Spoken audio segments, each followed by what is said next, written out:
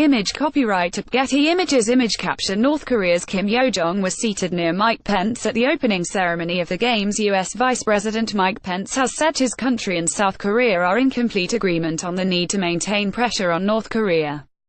Speaking on his way home from the Winter Olympics in South Korea, Mr. Pence said there was no daylight between the two allies on the issue.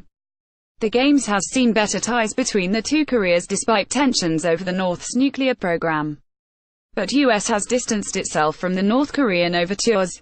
On Saturday, North Korean leader Kim Jong-un invited the South's President, Moon Jae-in, to Pyongyang for talks. It would be the first summit in more than a decade between Korean leaders. Mr. Moon said the Koreas should make it happen and encourage the North to return to negotiations with the U.S., but Pyongyang's nuclear program will hang over any attempts to bring the countries closer together. Media playback is unsupported on your device. Media caption. Kim Yo-jong presented President Moon Jae-in with a folder holding a handwritten note from her brother, the leader of North Korea. The U.S. administration has sought to maintain pressure on North Korea through sanctions and tough rhetoric from President Donald Trump. Speaking to reporters during a flight on Saturday, Mr. Pence said there is no daylight between the United States, the Republic of Korea and Japan on the need to continue to isolate North Korea economically and diplomatically until they abandon the nuclear and ballistic missile program. The handwritten invitation to President Moon was delivered by Mr. Kim's influential sister, Kim Yo-jong, at a landmark meeting in the presidential palace in Seoul, as the Games opened on Saturday. Ms. Kim and the North's ceremonial head of state Kim Yong-nam made up the most senior delegation from the North to visit the South since the Korean War in the 1950s. How the move could drive a wedge between allies. The invitation puts Mr. Moon in a difficult position as he had promised to engage with the North, but his U.S. ally is cautious of Seoul falling for North Korea's charm offensive.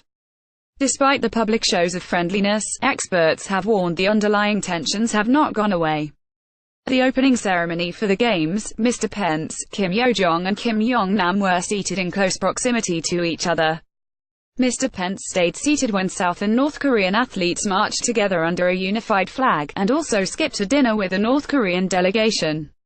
In a tweet, he reasserted the skeptical view taken his administration regarding recent conciliatory gestures by North Korea.